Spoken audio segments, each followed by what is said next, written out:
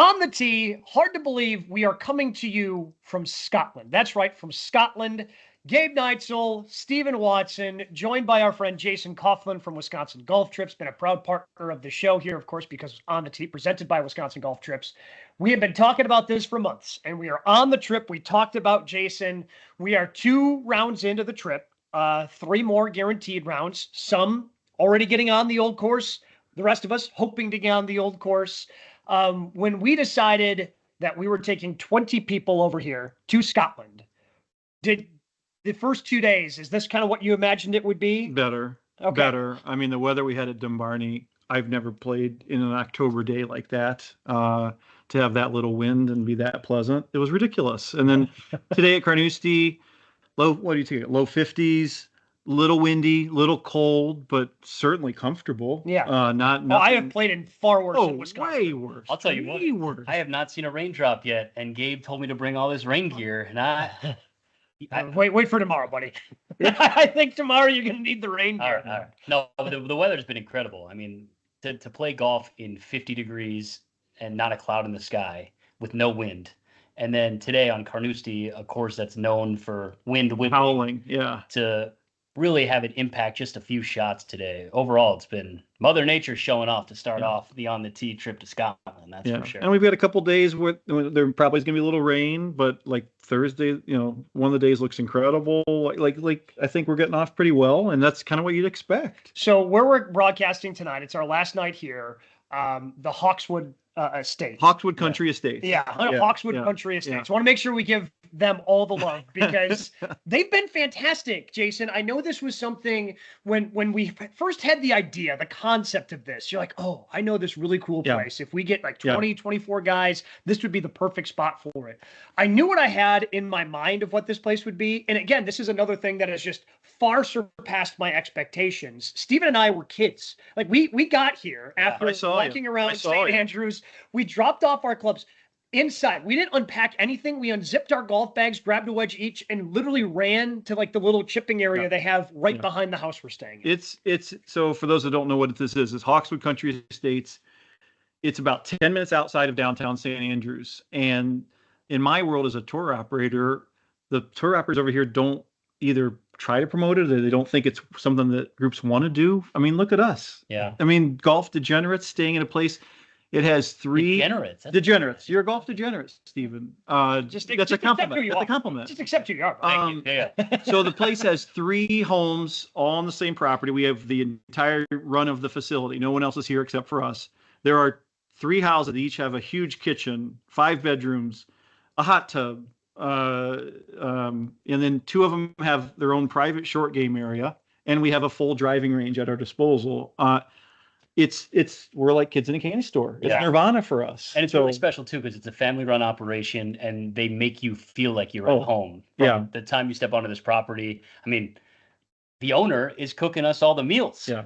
It's truly a special experience and the food has been fantastic. They've served us breakfast every morning. They did a special barbecue for us. And then part of the perk, if you stay here 3 nights, they have a shuttle that will take you 1 round trip to golf every day. That's included. I mean, it makes my job so easy as a planner that, and for me to have done a tour of this place, but then now to see us actually stay here and see the group, it's a whole different thing. It's incredible. It's absolutely incredible. Jason Coughlin, Wisconsin Golf Trips, joining us here on the tee, live from Scotland, with, again, 17 of our newest, closest friends. Well, we're also very close together right now. On our YouTube page. Sharing a small couch. You got to make whatever you can happen. Yeah, it's late at night here in Scotland. All right, 2 days in, and I know you had a trip before this. Yeah. That you were in the Highlands of Scotland before you came down to the St. Andrews area. What's been the highlight for you the first 2 days we've been here? Well, I guess 3 days because we did get here and we spent some time Sunday in St. Andrews as well. I guess sounds weird, but to see you and my brother out on the driving range after golf. My brother is not as good as Gabe Neitzel. He's kind of a hack, but he wanted to get back and work his swing out just like Gabe did after the first round, and to look over the hedges and see you here and my brother hitting drivers. It's like, where else was I going to see this? This is unbelievable. So that's been a highlight. And then I have two other Coughlins here. I got my brother, I got my cousin and his son got out on the old course yesterday. Yeah. So to have Joe Coughlin be our only guy to get out on the singles lottery so far, very special, very special. Yeah, a lot of us have applied. Yep, Not all of us yep. have been as fortunate We yet. got But we got the chances. fingers crossed. We got at Yeah. least 3 more opportunities to try and get on the old course. So far, we're 0 for 3 here in Team on the Tee, but we're going to stay optimistic. Steven, what was it like for you to see the course though for the first time? You know, to walk those holes you've seen on TV. Well, playing Carnoustie today, I know we'll dive into it deeply, but that was the first links golf I've ever played in my entire life. And I was blown away by the challenge, the creativity, and also the patience needed. Yeah. And that was, I didn't play my best golf today, but I couldn't help but be in awe of the layout and the history and just walking around the building. It was everything I hoped and then more. Honestly, just to step foot on that property where so many champions have and so many people hope to check off their bucket list one day. I'm not going to remember the score, but I'll remember the feeling on that golf course. Well, what about you? Because I was surprised to find out Carnoustie was one of the one few. you hadn't Yeah. played over here I had- because you've been over here a little bit, obviously with the business and trying to get everything up and off the ground. Carnoustie is not. Today was the first day you got to play. It was the first time I'd been on the property, which is the surprising part. Because again, with all the visiting and site visits that I do, it just never had worked out. And so for me to get there and see the hotel behind the green, to see the town, to see the rail line, it was so much more impressive than I thought it was going to be. And I don't mean that in a negative way at all. It exceeded expectations. The clubhouse, the pro shop, the locker room, everything was so top rate. And the course itself, I thought we talked about it. It's a hard golf course, especially for a high handicap, but it's fair. You know, there's some pot bunkers down the right side. If you don't want to go in them, don't go down the right side. You know, but it's not like everything else was trouble. It was just very fair. I loved it. I absolutely loved it, which was very exciting. And I think for you building the itinerary, the way we started has been really unique too. I mean, I know you couldn't control the weather and have a perfect weather day. If you did, I mean, tip of the cap to you. But really, like Dumbarton is new links, right? Yeah. And then you go to Carnoustie on day 2, which is one of the best golf courses in the world. And you know, tip of the cap to you, Jason. For Thank you. Not only the place that we're in right now, Hawkswood Country Estates. I mean, what an awesome addition to this trip. But so far, the itinerary has been everything I could have asked for somebody going to Scotland for the first time. Good. No, it's you know, and this is my personal take on it. That's why we set it up this way. Doing 3 nights on your own. We're all together. You know, we can kind of do what we want here, but we're kind of on our own. We're not getting, you know, nobody's making our beds or anything like that. Yeah. And then we go transition to one of the greatest hotels in the world for the second part of the trip. I think it's the best of both worlds. I really do. Yeah, it's fun to build camaraderie with a lot of people we have never met before, who are all golf degenerates. Is that golf degenerates. Yeah. Okay. Compliments to all of you. Everybody on this trip is here for a reason because they get an opportunity to play courses that they never knew if they could, you know, find a way to get on that trip. And it's been really fun. Everybody on this trip has ties to Wisconsin, lives in Wisconsin, and it's why we designed this show, you know, is to just find more golf degenerates to join us and talk about this great game. If somebody's thinking about Scotland, they missed out on this. They didn't pull the trigger for whatever reason. Why should they book a trip to Scotland with you? I just feel like the way I've done Scotland is a lot like I've done groups to Wisconsin. You know, it's a lot of time building relationships. So when we show up, my brother pointed out, it's like you hug somebody everywhere we go. And I'm like, well, it's just, you get to know these people and they respect what you do. And you want to, you know, provide them more groups. I just feel like I do it in a way where any group that books through me, when they show up to these courses, people are going to come out and say, oh, you're Jason's guys. And I just think coming across the pond, that's a different type of experience, especially for us in the Midwest. You know, I think that we're kind of used to that. Mm-hmm. But I think that's one of the intimidating things about doing a trip is, you know, what if we're out there and something goes wrong? And that's what I've tried to overcome is, hey, you know, here's a name of a guy at each course that if something goes wrong, that's who you can contact, you know, and look for them. So that's, I think, probably my biggest asset is just making those relationships and being able to forward that to other people. Yeah. And you can tell that the people here have so much pride in these properties. Oh my God. And the relationships that they want to build with people like Jason. They like having us here. I mean, they like our money too, but they do truly like having us here. And that's something they feel like they want to share with the world is how special and unique these golf courses are, and can't recommend, this trip. And we're only 48, 72 hours into this thing. It's already been such a pleasure. The people that that we've had the most interaction with since we've been here in Scotland, the family that owns the place, Hawkswood Country Estates, and then our caddies in our respective rounds. Yeah. And the one thing that I just come away from thinking is community. Like the caddy we played with, or my caddy today, said he lives 5 miles away, about a 10-mile car ride from Carnoustie. Like he's obviously very prideful of that golf course, and he tries to play it. And the other golf course, I can't remember the name of it, just in his local town. Or the caddy that we played with yesterday, just the pride that the caddies had in our group for Dumbarton Links, and the pride that the family has that owns this property of what they can do, the way they can showcase. They want to showcase this country for people like us coming into it. Like you said, yes, obviously they like our money, but there's also a pride factor that just enters into it because they're so proud of what they have in their respective communities. Yeah, it feels really genuine too. Oh, without a doubt. That's the most enjoyable part. They want you here. It's the fabric of their industry. The tourism industry here is such a vital part of it that when I come to the conventions here and you see all these different vendors from different parts, distilleries, and everybody's on the same page. It's like, hey, we're here to provide the best service we can. That's why Scotland's been so endearing to me versus other destinations. So in a place like this, that again, for listeners, they've got 3 houses that can all be rented individually. So again, you got a group of 8, 5 bedrooms. You got your own private hot tub. You got your own private chipping area. You got a driving range. You're 10 minutes from downtown. For certain groups, I think that could be extremely enticing, and it's been for us, no question. Jason, thank you so much for putting together the trip. Thank you for jumping on the show. Can't wait for the next handful of days, buddy. Great days, guys. Glad to be here with you. Jason, I can't wait to talk with you about our trip on the old course together later this week. Right. Speaking it into existence. We'll talk more about that and what it takes, how we're trying to get out on the old course, plus kind of review what we've done the first handful of days here in Scotland. But of course, on the team presented by our friends at Wisconsin Golf Trips. If you're looking to make a golf trip, you need to contact our guy here, Jason. Why? Well, because not only does he bring people into the state of Wisconsin, he can put people outside the state of Wisconsin. Maybe if you want to do Michigan, you want to do Nevada, he can certainly do that stateside, but also international trips like the one we're taking here to Scotland, Ireland. He takes care of all the logistics, the food, the planning, the transportation. He takes care of it all. So make sure next big golf trip you take, you contact our friends at Wisconsin Golf Trips at wisconsingolftrips.com. Your next best round is going to happen at the Wisconsin Country Club. Do what Stephen and I did. Join. Become a member at the Wisconsin Country Club. No food and beverage minimums. No assessments that happen. A beautiful golf course that's challenging. We love to play it, of course, when we're back in the States. And you can too. Find out more information. Go to their website, thewisconsincountryclub.com. Find out more about tennis and pickleball and the Sunday fun days at the pool. The Wisconsin Country Club, just a fairway away. From Scotland, Stephen Watson, Gabe Neitzel on the tee. Man, that sounds cool. From Scotland. Yeah, I'm going to say it every time.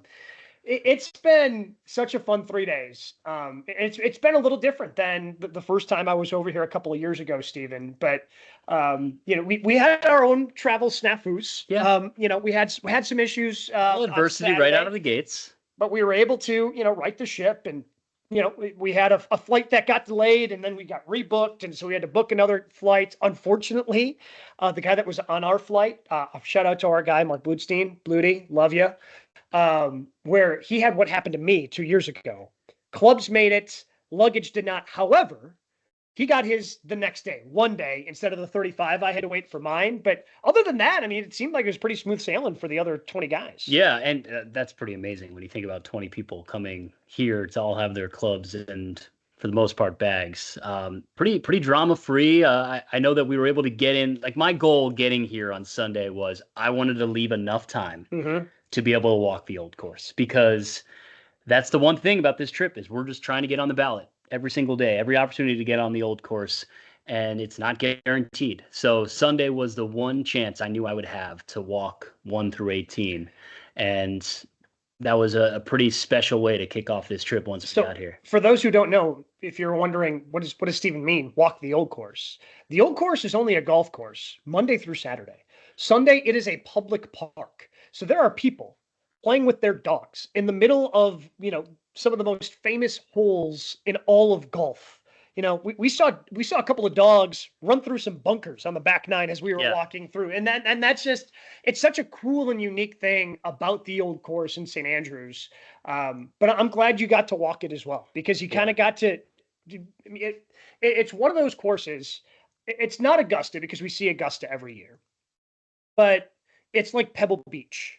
I know we see Pebble Beach every year for the AT&T, but we don't get to see it all that often for the U.S. Open. Maybe it's more, it's going to be like Pinehurst, because Pinehurst is this pillar of what the U.S. Open is. We're going to be seeing Pinehurst more and more and more on the professional side. I mean, you could pretty much pencil in since I've been alive, every 5 years they're doing, an Open Championship at the Old Course, and you just kind of get to see it. You get to know it. The shot over the Old Course Hotel on 17, what it looks like coming up 18, the 12th hole with all these different, bunkers waiting for you. There are certainly so many holes that you've seen on television that now you get to see in person for the first time. Yeah, I was kind of blown away by the scale. I actually thought it would be this massive property when I got there, and it's much more intimate than I imagined. The distance between the first tee box through the 18th green is really not that wide. Everybody talks about how easy the opening shot is on the old course, and you don't have much room to the right. Like, if I get that opportunity to swing that club later this week on the first tee box, like it's a pretty intimidating tee shot. The one thing I will say about the old course, I was blown away at how dramatic the green complexes are. That's something that you don't necessarily see on TV. You see the undulation in the fairways. You expect to see, the bunkering, and the pot bunkers looked exactly what I thought they would look like. But man, you get up on those greens and there are some crazy putts. And the way that they share the greens out there on the old course, you can see why that's the equalizer on the old course, because you can't stretch it out any longer at this point. No. It's not a very long golf course, but you get on those greens and you can see what makes that course so dynamic and so beloved. And the other thing I have to say is, what made Sunday so special was, we talked about in the previous segment, the pride the locals have. Like that wasn't just tourists walking the old course. No. Like, I felt like I was at one of the great cathedrals in all of sport, alongside my best friends. And I feel like that's something that we're missing out on in the US when it comes to golf and great golf. I think that golf is too exclusive. And I think what makes the golf here really unique is that it's so pure, and it's something that they want to be celebrated together. You can't just go walk Pebble Beach unless you have a tee time. You can look from the beach and say, wow, that's Pebble Beach. But you're not invited to go walk it. You can never go walk Augusta. We take too much pride in the private, in the exclusivity of golf in the States. And we have some incredible golf courses in the US that, when I see how inviting the old course was, and how all of the properties in Scotland, there are no trespassing laws. So anybody can go walk these golf courses. There are walking paths designed through the heart of all of these golf courses, and enter your own risk. But I love that about this place. I love that you can just go and enjoy a walk and see the rich history of this game and celebrate it and share it with people and see people from all over the world. I wish we would do that more in the States. I mean, so you, me, we had another fan that was walking the old course. We saw a couple of college coaches, players, because they're playing a collegiate event at St. Andrews. They played the Jubilee, and then tomorrow they're supposed to play. Yeah, they're supposed to play the old in some pretty tough rainy conditions. That forecast says 100% chance of rain. Yeah, tomorrow. So not going to be great for them. But they were, scouting. Yeah, we were the only ones who cared about the golf course. Otherwise, people were just kind of out there taking their Sunday stroll. Yeah, it's such an interesting vibe out there. But the vibe is so. I've talked to people who've been fortunate to play the old course, and they said sometimes the Sunday walk is better than playing, because you're free. You're not anxious over the ball. You're not thinking about your score. You can take in the course for what it is. Of course, I want to play that course with clubs in hand, Gabe. Look. But there's something uniquely special about just walking a course and visualizing it. I understand the sentiment of whoever told you that.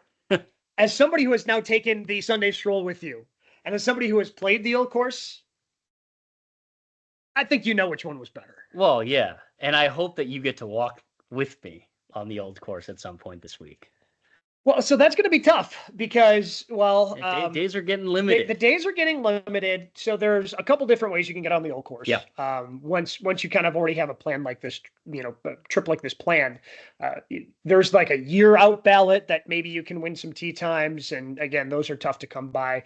And then once you're here, they have a 48-hour ballot. So we were trying to get out for Thursday. Austin Della from GKB, him and his dad, they got out. They're going to be playing on Thursday together. And for the 48-hour ballot, you can put in for up to 4 if you want to try to get, an entire tee time. But we all kind of figured it'd be easier if, you sign up in twosomes. It's increases your odds of potentially getting out.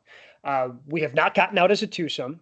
So now for Thursday, we have to tomorrow do the single day ballot where they're trying to fill out, just one little holes here and there. Jason talked about, his relative Joe who got out, who technically didn't even have a tee time. He was number 3 on the wait list after all the tee times were filled, but he still got out on Monday when we were here. Yeah. So that's how you get on the old course. It's hard to do, but you just got to get lucky at the right time.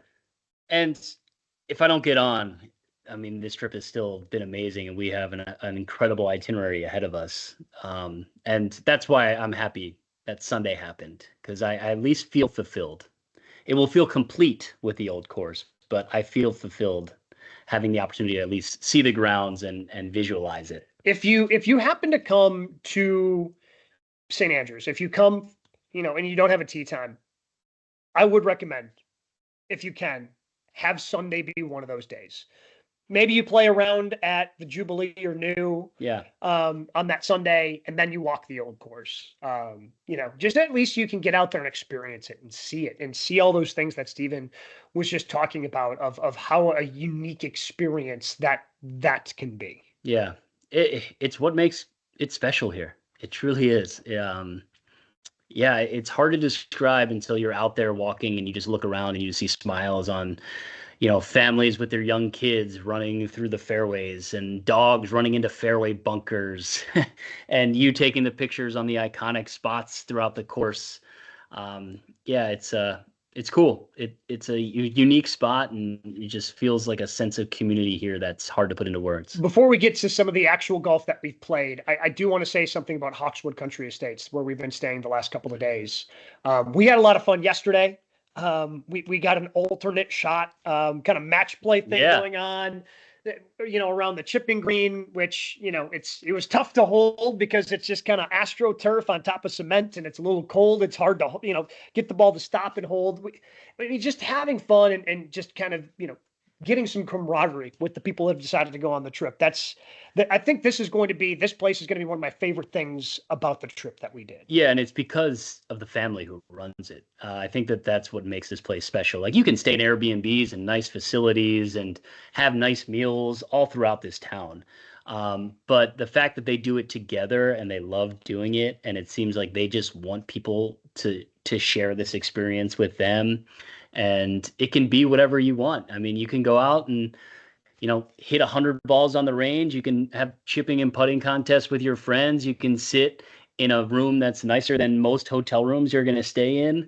Or you just go and enjoy home cooked breakfast and barbecues. I mean, it's a really cool tone setter for this trip, and can't thank Jason enough, honestly, for his foresight, for just thinking of beginning our journey here, because as I said, we didn't know many people coming into this trip. We were excited to see so many listeners sign up and join us on this experience, and for a lot of people it was something they could do with a friend or a family member. And then there's some singles out here who took a leap of faith and said, this is a trip I've always wanted to do, and this is an opportunity to do it. And it feels like everybody's getting along really well. And we're all here because we share a passion for the game and the sport, and have a lot of pride in being from Wisconsin and doing this together. Mm-hmm. And man, it's just been such a joy. And you and I get into play with all these new groups every single day. It's fun to get to know everybody's stories. And we're all here for a common goal. And it's been just a great start so far. Can't wait to talk about our first round that happened at Dumbarton Links. It's someplace that's new here in Scotland, but we got to experience it. I think Stephen had a pretty good comp for it to kind of make everybody think about what that golf course relates to. But I do want to tell you about a different golf course in the state of Wisconsin. The Bog has always been a good supporter of ESPN Milwaukee and On the Tee. They host the ESPN Milwaukee Open. Steve and I play 100 holes each and every year out there for the Mac Funds Ringer event. They do so many great things, so you should consider your next round of golf at the Bog. Check them out online at golfthebog.com. Our review of Dumbarton Links coming up next on the Tee. We love Erin Hills. We love being in Scotland. We also miss Erin Hills. Look, we always miss Erin Hills when we're not out there. We love being out there. So hospitable. They always take care of you. And, of course, they're hosting the 2025 U.S. Women's Open. So make sure you get tickets for that and check out the best players in the world playing our national championship in our backyard at Erin Hills, just 45 minutes from downtown Milwaukee. ErinHills.com to learn more about getting a tee time, maybe having some overnight accommodations as well, which is on my bucket list for 2025. That's something I want to be able to check off. Much like this trip, Stephen, from Scotland has been. Hey, I was rocking the Erin Hills Clover on the course today. You did. You did. Shout out to our friends at Erin Hills. But our first round here was at Dumbarton Links. Yeah. Brand new golf course that I found out was not purchased, but leased for 120 years, which was a fascinating story that has nothing to do with the golf course. But it's just such a, you arrive on property and it's just a breathtaking view the second you step out of your transportation and see behind the clubhouse at some of the holes that are just awaiting you. Yeah, there's one place that it made me feel when I got to, if you've ever been out to Bandon Dunes and you go out to Sheep Ranch and you kind of are sitting on top of a hill looking down at the course and the Pacific Ocean in the backdrop, that's what I felt when I was at Dumbarton. Was you look out and you're just in awe of the beauty. And it helped that it was perfectly sunny, not a cloud in the sky. Truly, like, you can't, our caddy said that it was the nicest day that he could remember in recent memory. And that was how we started off the trip. And weather means a lot to your golf experience. It certainly does. And I mean, Gabe was in short sleeves for so the back nine in Scotland. I started with, I had a hoodie, lightweight hoodie and a vest on. Yeah. Okay, the vest, I think we lost the vest before I even hit the first tee shot. Lost that after, hitting balls on the range. Around, hole 7 or 8, the hoodie left. And I was playing in short sleeves, which I did not do when I came in May. Like, when I was here in May of 22, like, it was, quarter zip or a hoodie. And, you needed to have that extra layering.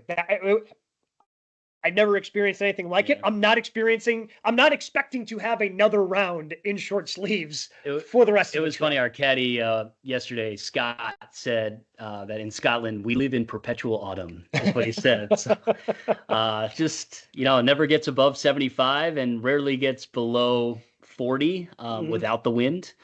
And we had a pick day. Mother Nature was certainly showing off on day one for us. And it enhanced the experience. And Dumbarton, the comp I have is it is like playing the Irish course at Whistling Straits on steroids.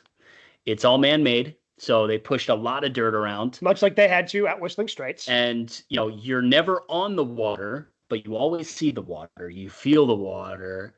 It's in the sight lines. It improves the aesthetic feeling of being out on the golf course the entire time you're out there. And I'd like to say you can hear the waves crashing, but we didn't have any wind. Yeah, so there was no wind to make the water crash into the shore. It looked like Lake Michigan on like the calmest day ever. it was truly remarkable how nice the weather was at Dumbarton. But great character to those holes. And I would say the par threes out there, they really stood out at Dumbarton. They were my demise in my round, and I was very happy with how I played on that golf course. But man, they were not easy, and all of them were different distances, so different clubs. I thought Dumbarton was a great test, but the par threes are what I'm going to remember as being difference makers that set it apart. What was your favorite hole at Dumbarton? Man. Man, I had a fun front nine, and I was Yeah. I would say the What was unique what about was the Barney hole as that well? I could hit the 2-iron off the tee to drive the green. That was fun. Oh, That's a yeah. memorable. That was 11, I believe, 11. hole 11 Okay. on the back. See, Yeah, I was that's going right. with the other one that you drove the green. Even though I played the hole poorly, Yeah. I really liked the layout of short par, drivable par 4, number 3 on the front side. It kind of goes to the left. If you don't want to take on any of the risk, you can kind of lay up right, and just kind of send it out there and play the hole traditionally. But you can, I mean, if you execute the shot, you're cutting a lot off. Yeah. So it's even, for me, it was less than driver, to try to drive the green. So you're using some slopes that are going to kick it down onto the green. I just really, it's a hole that, especially when it goes right to left, and I like to cut it as a lefty, it should have fit my eye shape, and I just didn't hit a good tee shot. But I really, if I ever get the opportunity to go play that golf course again, like that's the hole I really want to hit a good tee shot on, because it just seems like a really good, kind of risk reward type of short par 4. Yeah, and I mean, if regular listeners of this program know that I don't hit the ball very long, so the fact that I'm thinking drivable par 4s, it's what makes links golf pretty fun. Is you hit the right slot, the ground is hard enough, that your ball can run out, and to drive the green was a 220-yard shot because it rolled out to 260. Yeah, and that was really fun on that property. The number of risk reward short par 4s in addition to the par 3s. I for 4 years I was really impressed with the grass. It definitely felt new in some spots, a little bouncy, but that place is in fantastic shape. I really liked there's a 2-tiered par 5 on the back. That was really cool. I thought 18 was an excellent closing hole too. Yeah, it's a blind tee shot, which I'm not always the biggest fan of, but you kind of go down the hill and then back up with a fun little green. So I thought that was a fantastic golf course. And one of the things Steven and I are also doing while we're over here, we are playing hopefully it ends up being a 6-round match. Again, it's guaranteed to be a 5-round match. We're still trying to get out on the old course, but you beat me right away, 1 up after the first 18 holes. Yeah, it was a good match though. I played really well on the front. I made 3 birdies, and then the back. I mean, do you want to talk about your cyclo scorecard for friends of the show? Nice little 42 on the front. Not great. A couple of doubles thrown in there. And then what'd you do on the back? Here, we just shot a 36. Yeah. One bogey, 1 birdie, just nice. Nice little relaxed. Little drunken 9 from Gabe Neitzel. But hey, I was 4 up, at like hole 12. I was feeling really good about the match. And all of a sudden you worked it back to 1. And I think we pushed 18 to allow me to stay 1 up to win day 1. But yeah, it was not the only round where you had a good back 9. No, certainly not the only round where I had a good back 9. And we did that as well at Carnoustie, which we played today. We will tell you about Carnoustie.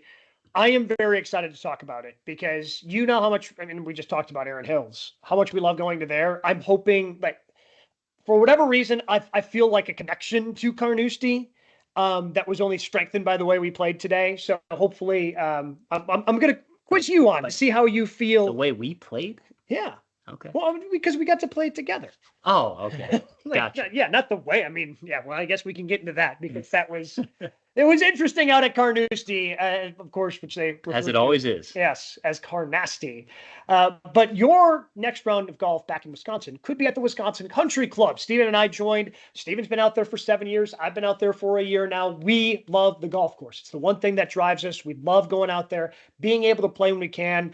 Tree-lined fairways. It's a fair golf course. They keep in great condition. But also with the Wisconsin Country Club, there are no assessments. There are no food and beverage minimums. And if you're looking for something a little more than golf, family, kids, those sorts of things, tennis, pickleball, Sunday fun days at the pool all summer long. Make sure you check out the WisconsinCountryClub.com for more membership info. The Wisconsin Country Club, just a fairway away. Stephen and I had the opportunity to play Tuckaway Country Club just a couple of weeks ago. We had fun out there playing with our guy Corey, who's on the board there. It was such a fun round, kind of a hidden gem down there in the southern part of Milwaukee. Just a fun golf course, up and down. You can lengthen it out, 5 different tee boxes. So much fun. They used to host the GMO. They've held state opens there. Going to have another one coming up soon. So thank you to our friends at Tuckaway Country Club for having us out there and enjoying a great day of golf. Do want to thank again our friend Jason from Wisconsin Golf Trips who put together and has planned. Again, we're not even halfway through, which is fun to think about. Our trip here to Scotland. We have 3 more planned rounds. Hopefully, get another round in at the old course as well. But today was a day I was looking forward to because when I came to Scotland back in 2022, I got to play the old course, played Kings Barnes, played the Castle course, went over to North Berwick, played their Renaissance where they play the Scottish Open every year on the PGA Tour. But I walked away with Carnoustie being my favorite place. Even though the ending stretch kicked me in the teeth, I finished bogey double-double to shoot 81 my first time here. I don't know what it is. I feel like I really love that place, and I do. What were your impressions initially of Carnoustie when you played it today, Stephen? Well, I mean, blown away by the property first and foremost. First true links experience. So for me, it was fun to step onto a property that has so much history. Another place, kind of like the old course that I've seen so many times on TV. Sure. And hear so much about how hard it is, and I'm feeling like, all right, wind's kind of down for what they're used to here. It was about 10 to 15 miles an hour, so it definitely impacted shots, but it didn't control our day. No rain, so I was feeling pretty good. I did not hit the ball very well today, but I will tell you that I don't really care about my score because hole to hole, I was blown away by the layout of that golf course. Every bunker is there with a purpose. For a reason. And it's like, it doesn't matter what tee box you play from. There's a bunker in your landing zone. It is a true plotter's course, which is probably more than anything why I'm frustrated that I didn't play well. It lines up my game. I have never seen you struggle with driver like you did today. I think I hit one fairway, and driver's my strength. And I was a little mentally defeated out there for sure with that club in my hands. But that's the only bummer is like when you get an opportunity to play a course like that, you just want to play well, right? Yeah. Like that you've built it up so much in your head. You're standing on the first tee. You're so excited. I block one way right, and I was like, it's a first tee box. I'll settle down. But I blocked a lot right today. But I grinded, and it really is as hard of a golf course as it is. It's super fair. Mm-hmm. It's even though I was short and right off the tee, like I still always had a shot for the most part to get me back into the hole. And fortunately, I hit my long irons well that I could set myself up to still grind out some pars and bogeys. I had 1 or 2 like blow ups where I made double, but it was a grind out there. Like I felt like it was the test I expected. But I'm proud of the perspective I was able to keep while being on the property, because like it could have really gone sideways for me if I wasn't playing a course like that. And I just kept trying to stay positive and just trust that the swing would find its way there. And it did for enough shots to allow me to get my score down.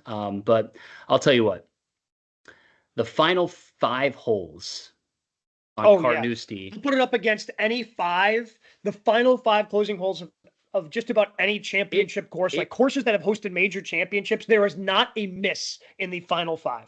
It is not only stunning and like just breathtaking, honestly. The way that the holes are shaped around the burn, and the tree, the famous tree on 16 that's up there, it has so much character, and it's so hard. And you're smiling through the pain is truly how the final few holes at Carnoustie feel. Like you can't help but just like be happy that you're you're getting an opportunity to play these unbelievable holes. But man, they are hard. I mean, it is the toughest stretch to close that I have played on a golf course in my life. 15 is famous because of the spectacle bunkers. Yeah. Which you took. I think you posted a picture on your Twitter account. Yeah. And I wasn't in it, but my caddy's like, just go stand at the bottom. And he said, when there's no sand. Oh, you were in it. when there's no sand, it's 16 feet high without sand. And yeah, I posted a picture of me, and there's probably a good 4 feet still above my head. Well, even if you hit like a really good tee shot, you're in the middle of the fairway, it's tough to see the green. They've got to have a little higher, flag so you can kind of see over the spectacle bunkers. Yeah. That's the hole that Gary Player famously, put it through the middle of the spectacle bunkers, and I believe he made eagle on that hole, right? Or made a key birdie in one of the Open Championships that was hosted here. Spectacle bunkers were really cool. Another property where, man, the par 3s out here kicking my butt so far through 2 days.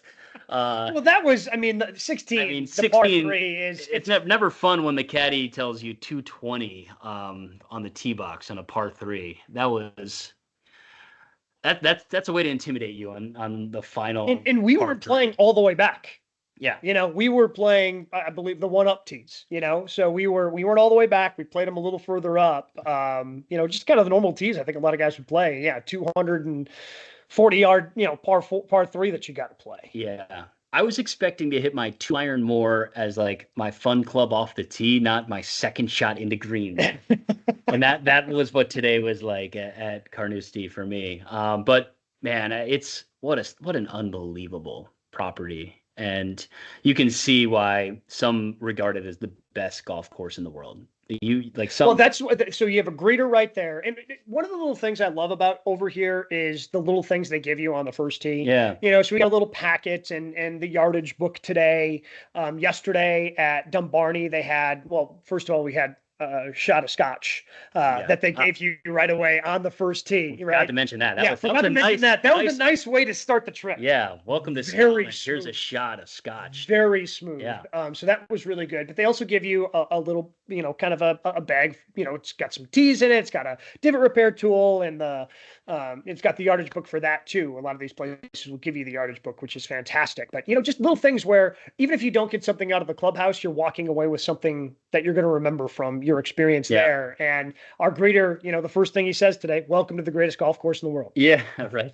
Yeah. And that place stole my soul, but it also stole my wallet. Shout out to Carnoustie right here. Did some damage there. But yeah, it's a must if you come to this part of Scotland. I can't imagine a better layout of golf holes. Yeah. To give you an idea how tough this course was today, our group made 1 birdie today. Yeah. Shout out to our guy, Tim, who holed out from a bunker. Yeah. After saying, hey, I hadn't been in a bunker all day yesterday. First bunker I've been in. Holed in from a bunker on the par 4 third hole. But the best part about it, he couldn't even see it because the bunker is so deep. He didn't even know it went in. Tall. It's just, I started going nuts from the back of the green after I saw that thing hit the pin and go down. It was a spectacular shot. It was the only birdie we had. Nobody made a birdie putt. We had to have somebody in a bunker have to hole out for a 3 today. Is that the hardest golf course you've ever played? Because it is mine. That is the hardest golf course I've ever played. It might be. Look, I also think the bowl back at home is really hard. But this place, I feel at times the bowl is not fair. Yeah. Where this, I feel, again, you hit some shots. Okay, maybe you find your ball, maybe you don't. Maybe you have a good line, maybe you don't. If you're not in the fairway, it's very fair about the whole outline. Again, those fairways are tighter than you think. I hit one. Yeah, I hit one of my better drives today on the front 9, and I started walking up to the ball, and I'm like, oh man, this is really tight up here. It's truly what I battled with today. Is I was losing confidence in my swing, and that course will eat you up if you lack confidence. Yeah, and with how tight the fairways are, like the fescue in the rough is not that penal. But if you're in a pop bunker in the middle of the fairway, you better be hoping for a bogey. And your misses can turn into 6s really fast out there. But yeah, really tight fairways. a lot of OB that is not too far off the hole. But yeah, I mean, if you're willing to just plot your way around, you can have a really good round out there. Well, and thanks to that tough closing stretch where I started playing well, I have actually taken a lead going into day 3 Yeah. of our match. I was able to close that 1 down gap. I won by 4 today. I've got a 3-hole lead going into tomorrow. Just set the stage for a great dramatic comeback. Okay. And we need some drama through 6 I rounds of feel golf. well. That's the thing. Like you and I did the 100-hole. We did a match when we played our 100 holes. Yeah. You closed me out pretty early there. You had the long match with DJ during, your marathon golf and the dream loop that you guys did last year. I feel like I got to stand up to, you're just this long match specialist. I got to step up and, I got to try to take care of business against you. This is the mental game. I got you right where I want you. So I'll do you. I have you. I have you believing. This is exactly where I want you. Just wait until the 100% chance of rain tomorrow on Jubilee. You've never played in rain gloves you bought a rain jacket for this. Do you know if that's true, or did I maybe play the long play and set you up mentally? No, I know you've never played with. Yeah, you're 100% right. I've never played with rain gloves. This match could get out of hand tomorrow. I'm looking forward to it. We're not going to miss it. Keep tuned here on ESPN Milwaukee's YouTube page and our social media pages at SWatsonTV, at Neitzel16. We're going to be posting stuff all throughout our trip. Big thank you again to Jason from Wisconsin Golf Trips. We're going to recap the whole thing next week on the tee.